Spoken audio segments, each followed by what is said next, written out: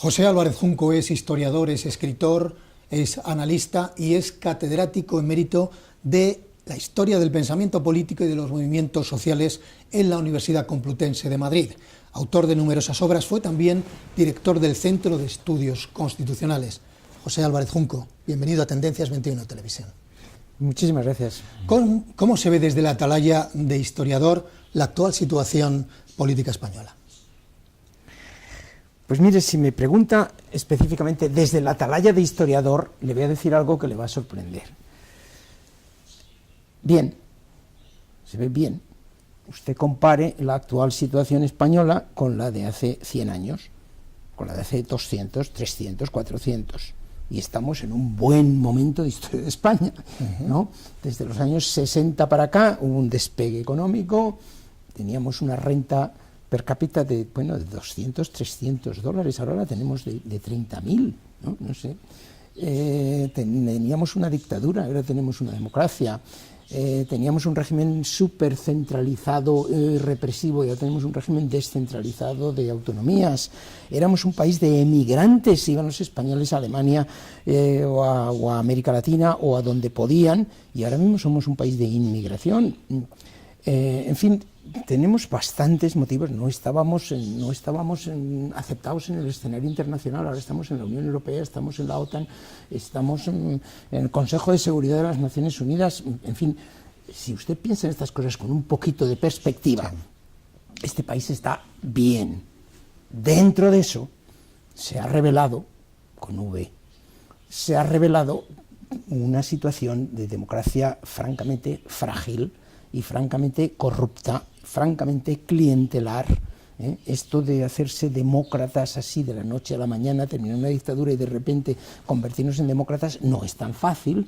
Hay que aprender lo que es la división de poderes, hay que aprender lo que es el respeto a las libertades, no las propias, la defensa de las libertades propias y el respeto a las libertades ajenas. Hay que aprender lo que es, naturalmente, el cumplimiento de la ley y el respeto a la ley, y el que existan unas instituciones que no puedan convertirse en instrumentos de partido, por ejemplo, yo que sé, el Poder Judicial, que no se pueda invadir por los partidos y convertir en un instrumento al servicio del gobierno. Y en esta coyuntura concreta en la que estamos ahora mismo, sin gobierno y con unas negociaciones para formar gobierno, pues ya que he empezado desde el punto de vista positivo, le diré, hay una cosa positiva, y es que el Parlamento es el centro de la vida política del país, y las negociaciones entre los grupos parlamentarios son el centro de la vida política, no el gobierno, que ha sido el centro de la vida política durante los 40 años de democracia. Y nos hemos creído que la democracia consistía en elegir a un gobierno, y ya está, y los próximos 4 años mandan estos, y los siguientes mandarán los que ganen las siguientes. No, la democracia es mucho más complicada que eso. Y hay que negociar, y el gobierno que tengamos, si lo tenemos en la actual situación, tendrá que negociar las leyes y las medidas porque no tendrá mayoría parlamentaria, lo cual quizá no sea tan malo. Usted ha escrito que la democracia española es de mala calidad. Sí. Y es porque no se respeta la división pues por de estas poderes. cosas que acabo de decir, sí, es una idea que tengo en la cabeza ahora mismo, y es fundamentalmente, uno, respeto a los derechos y libertades, la defensa de uno mismo y el respeto de los de al lado, sobre todo cuando el de al lado opina de una manera distinta a ti, que es cuando de verdad es difícil. Dos, la división de poderes. Que el gobierno no tenga la mayoría parlamentaria, sino que el Parlamento pueda controlar al gobierno y que el gobierno no invada al Poder Judicial. Y no digamos ya que no presione sobre los medios de comunicación y toda otra serie de cosas. ¿Es usted optimista sobre la posibilidad de que haya gobierno a corto plazo o piensa que es inevitable una repetición de las elecciones? No es inevitable, no es que yo sea optimista, pero no es inevitable. Una situación de un pacto PSOE-Ciudadanos como el que hay, con la abstención de Podemos o de PP o de una parte de ellos, pues eso es posible.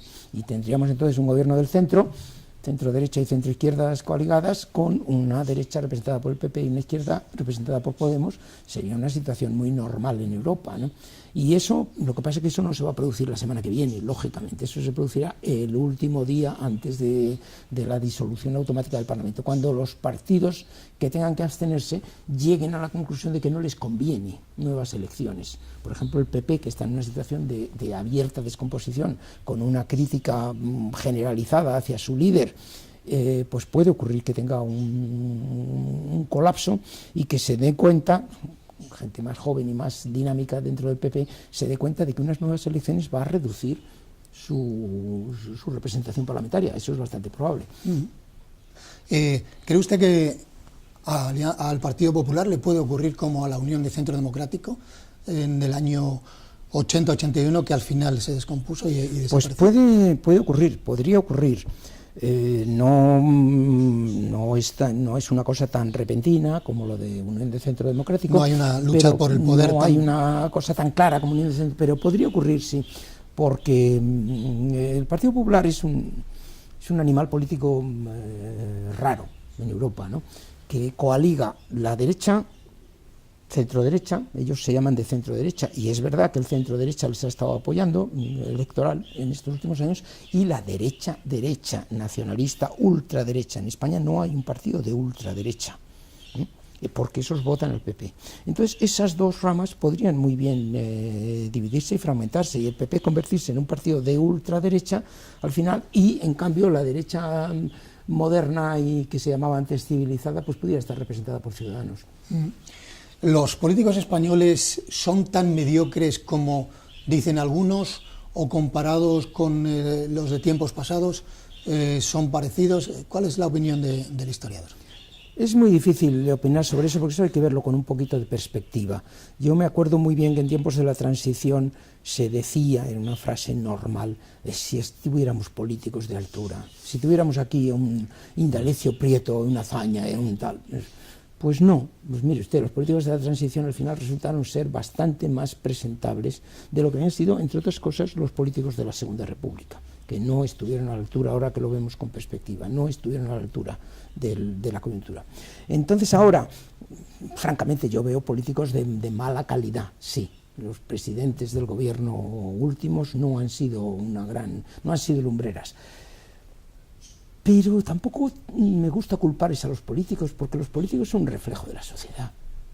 La sociedad les elige, y por algo será que les elige. Entonces, ¿Qué le parece la figura de Pablo Iglesias, el actual Pablo Iglesias, líder de Podemos? Pablo Iglesias segundo. A mí me parece, bueno, yo no le conozco personalmente, está en mi facultad, o ha estado en mi facultad años, pero yo no he tenido ninguna relación con él. Y hombre, da la impresión de una persona inteligente. Ambicioso, pero bueno, bien, los políticos tienen que ser ambiciosos, y son ambiciosos por definición, y con unos lastres de un viejo izquierdismo semi-leninista, semi-populista bolivariana, que si es inteligente y es ambicioso se irá quitando de encima poco a poco. Usted estudió a fondo el fenómeno del populismo, sí. Escribió sobre Leroux. ¿Está en auge el populismo en España y en el resto del mundo? Está en auge el populismo en Europa. Y en Estados Unidos también. Europa. Y en Estados Unidos también. En Estados Unidos siempre ha habido un cierto aspecto populista en las campañas electorales, especialmente en las primarias. Al final se suele acabar eligiendo un candidato que no es el populista, pero había un aspecto populista, vamos, yo estuve allí en los años 90 y no, claro, los años 90 ya son una eternidad para cualquiera, porque vivimos un mundo tan presentista que ya no se puede dar un ejemplo de los 90. Nadie se acuerda de Ross Perot. Sí. Pues Ross Perot era un populista de primera categoría, que pareció que iba a ser el candidato del Partido Republicano, y no llegó a serlo, ¿no? Y si Donald Trump acaba siendo el candidato del Partido Republicano, yo creo que el Partido Republicano cometerá un error gravísimo, porque entonces pierden las elecciones con seguridad. Yo creo que sería un regalo de los dioses para Hillary Clinton. ¿Y en Europa el populismo quién lo representa? Y en Europa los populismos lo están representando sobre todo los países de la Europa Central. Está en todas partes, en muchos países, pero sobre todo estos países de la Europa Central como Hungría o como Polonia lo están representando, pero hay rasgos populistas en Holanda, en sitios tan respetables como Holanda, como los países escandinavos, no digamos en Francia con Marine Le Pen, y ese populismo, todos esos populismos tienen un común denominador, que es antieuropeísmo. anti-Unión Europea, ¿no? Todos son contra nacionalismo, la Unión Europea es la culpable, si volviéramos a nuestras esencias nacionales. Bueno, a mí eso me hace sentir vergüenza, como europeo. ¿Y en España el populismo, quién lo representaría ahora mismo? Hay rasgos populistas en Podemos, sin la menor duda, y no hay rasgos populistas todavía en una derecha, no hay, en España no hay, somos una excepción en Europa. Somos el único país un poquito importante, un poquito grande de Europa que no tiene una derecha nacionalista, anti-inmigrantes y anti-europea. Profesor Álvarez Junco, ¿sigue siendo válido el concepto político de derechas e izquierdas en España o está obsoleto? Va diluyéndose, pero sigue siendo válido en algunos aspectos. Vamos a ver, en un aspecto sería en políticas económicas neoliberales que tienden a favorecer rentas altas y por tanto a reducir impuestos y a reducir el peso del sector público, mientras que políticas de izquierdas hacen transferencia de rentas a través del sector público, un sector público fuerte y servicios públicos. Desde un punto de vista cultural, en España hay una división de izquierdas y derechas que viene de antiguo, y esa es la que está perdiendo más peso, que es la división entre católicos, ultranza, clericales, peso de la Iglesia y peso de la religión en la educación y tal, frente a laicos o anticlericales. Tal. Esto quizá esté perdiendo peso. ¿Está disminuyendo? Está disminuyendo algo, ¿no? Sí, sigue estando ahí. ¿El peso de la religión en España? El peso de la religión en España está disminuyendo a ojos vista. El número de gente que va a misa semanalmente, que es lo que antiguamente se consideraba ser católico, pues es aproximadamente un 10% de la población. Es decir, la disminución es brutal. Se llaman a sí mismos católicos aproximadamente el 75% de los españoles. Creen en Dios, declaran creer en Dios aproximadamente un 70%. Es decir, hay un 5% que se declaran católicos y se declaran no creer en Dios. Un país verdaderamente raro en eso, lo que significa ser católico. Declaran casarse por la Iglesia y los ritos religiosos un 50%. Declaran ir a misa de vez en cuando un 30%, declaran ir a misa todas las semanas un 10%. Ya, lo que pasa es que en las élites que están en el poder, en las grandes empresas y en el Partido Popular especialmente, todavía hay mucha gente... Sin duda, pero eso va perdiendo peso. Incluso dentro del Partido Popular se encuentra usted con gente que ya no es tan clerical. Y en esta nueva derecha que está surgiendo, que es Ciudadanos, centro-derecha, claramente es un partido muy laico. Sí, por lo menos... O sea que ese aspecto va perdiendo peso.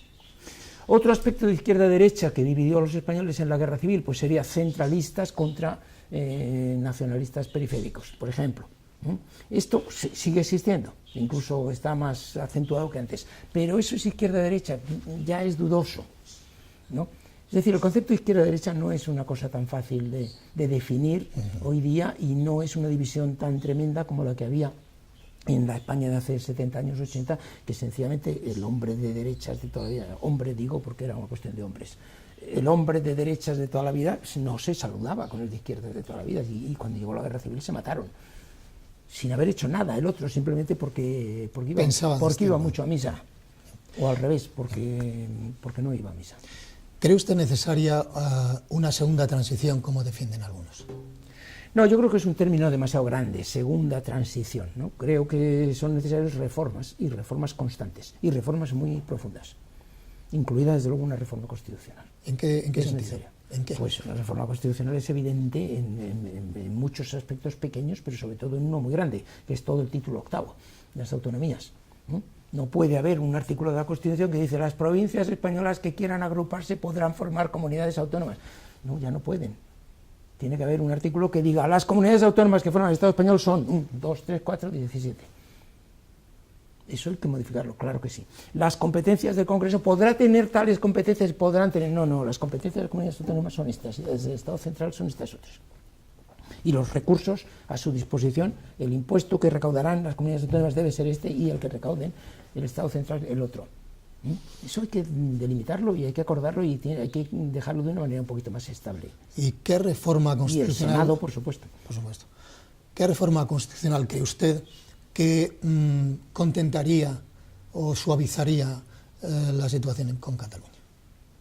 Pues una reforma constitucional de tipo federal, yo creo que lo que propone el PSOE, lo que pasa es que habría que concretarla, ¿verdad?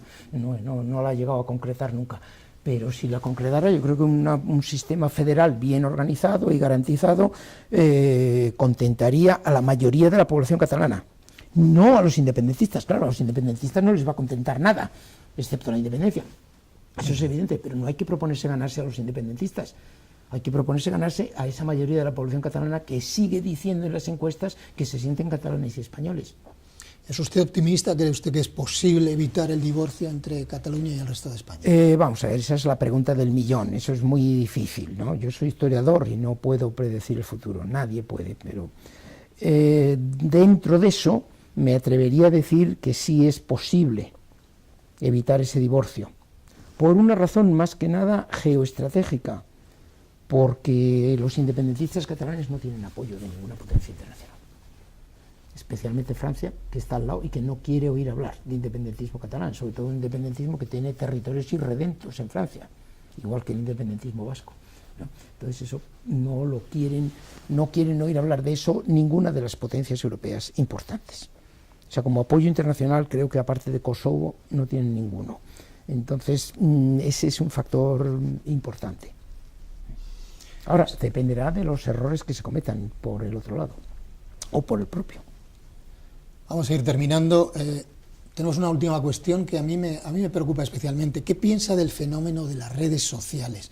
De cómo están influyendo en este mundo globalizado y de la crispación que están destilando. Porque da la impresión de que ahora mismo, en cuanto habla alguien, le lapidan con opiniones. Se está produciendo, hay una cierta crispación social que se manifiesta a través de las redes sociales y de los medios de comunicación, si me apura, y las tertulias televisivas. ¿Te preocupa? Sí, me preocupa, pero vamos a ver, yo primero de todo soy una persona muy del siglo XX, ¿verdad? Quizá de un poquito del XIX, entonces no manejo muy bien estas técnicas y no lo conozco bien, el fenómeno. Pero me parece que bueno, que no hay que ser tan alarmista, que grandes avances en las comunicaciones los ha habido en la historia en muchos momentos. En el siglo XV, si me permite remontarme, pues un señor llamado Gutenberg inventó la imprenta, y cuando pocas décadas después Lutero lanzó su ataque contra la Iglesia, pues gracias a la imprenta eso se multiplicó su efecto y se convirtió en un periodo de siglo y medio de guerras de religión en Europa. Fue un efecto de una nueva tecnología, vamos, y de la comunicación. Sin imprenta no hubiera habido protestantismo, eso con seguridad. Después ocurre con la radio. Hitler y Mussolini funcionan con la radio, con los periódicos en la Revolución Francesa y tal. Los medios tecnológicos cambian la relación y entonces permiten unas movilizaciones que antes eran imposibles. Esos medios acaban estando controlados por el poder, de alguna forma. Suelen acabar estando controlados, suele acabar habiendo algún tipo de censura sobre esos medios y algún tipo de responsabilidades para los que difunden cosas, por ejemplo, que son falsas. Siempre ha habido instrumentos para la agitación y la propaganda. Naturalmente, y los instrumentos para la agitación crecen más rápido de lo que crece la legislación que los controla. La legislación tarda en conseguir controlar eso. O sea que yo no me preocuparía mucho diciendo que estamos ante un mundo completamente desconocido. Es verdad que es una situación nueva, pero no hay mucho más. Me preocupa mucho más la falta de... usted ha mencionado las tertulias en medio de eso. Las tertulias es una cosa... La falta de tolerancia, tal vez. Sí, la falta de civismo, ¿no? La educación desastrosa que dan a nuestros conciudadanos esos contertulios que se dedican a no escucharse uno a otro, sino a gritar más y más, a hablar todos a la vez. Bueno, eso es una cosa que debería estar, yo soy poco partidario de prohibir, ¿verdad? Pero debería estar prohibido, el poder por lo menos debería imponerle unos impuestos brutales al que haga un espectáculo carnicero de ese tipo. Pues son las palabras, son las declaraciones, son las opiniones de José Álvarez Junco, uno de los historiadores más prestigiosos que tenemos aquí en España. Muchísimas gracias. No, gracias a ustedes. Y a ustedes, a vosotros, los esperamos. Hasta luego.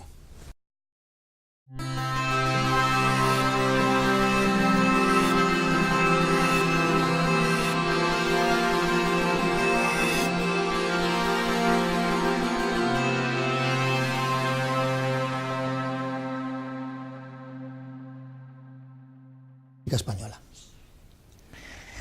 Pues mire, si me pregunta específicamente desde la atalaya de historiador, le voy a decir algo que le va a sorprender. Bien, se ve bien. Usted compare la actual situación española con la de hace 100 años, con la de hace 200, 300, 400. Y estamos en un buen momento de historia de España, ¿no? Desde los años 60 para acá hubo un despegue económico, teníamos una renta per cápita de, bueno, de 200, 300 dólares, ahora la tenemos de 30.000, ¿no? No sé. Teníamos una dictadura, ahora tenemos una democracia. Teníamos un régimen súper centralizado, represivo, ya tenemos un régimen descentralizado de autonomías. Éramos un país de emigrantes, iban los españoles a Alemania o a América Latina o a donde podían, y ahora mismo somos un país de inmigración. En fin, tenemos bastantes motivos, no estábamos aceptados en el escenario internacional, ahora estamos en la Unión Europea, estamos en la OTAN, estamos en el Consejo de Seguridad de las Naciones Unidas, en fin, si usted piensa en estas cosas con un poquito de perspectiva, este país está bien. Dentro de eso se ha revelado, con V, se ha revelado una situación de democracia francamente frágil. En esta coyuntura concreta en la que estamos ahora mismo, sin gobierno y con unas negociaciones para formar gobierno, pues ya que he empezado desde el punto de vista positivo, le diré, hay una cosa positiva, y es que el Parlamento es el centro de la vida política del país, y las negociaciones entre los grupos parlamentarios es el centro de la vida política, no el gobierno, que ha sido el centro de la vida política durante los 40 años de democracia. Y nos hemos creído que la democracia consistía en elegir a un gobierno, y ya está, y los próximos 4 años mandan estos, y los siguientes mandarán los que ganen las siguientes. No, la democracia es mucho más complicada que eso, ¿eh? Y hay que negociar, y el gobierno que tengamos, si lo tenemos en la actual situación, tendrá que, y francamente corrupta, francamente clientelar, esto de hacerse demócratas así de la noche a la mañana, terminar una dictadura y de repente convertirnos en demócratas, no es tan fácil.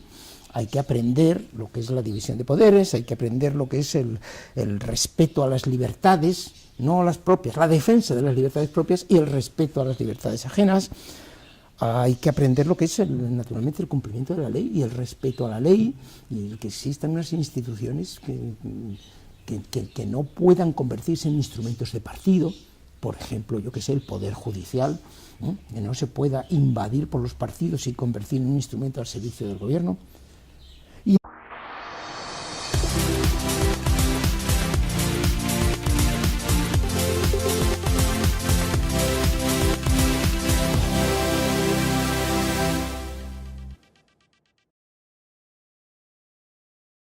José Álvarez Junco es historiador, es escritor, es analista y es catedrático emérito de la historia del pensamiento político y de los movimientos sociales en la Universidad Complutense de Madrid.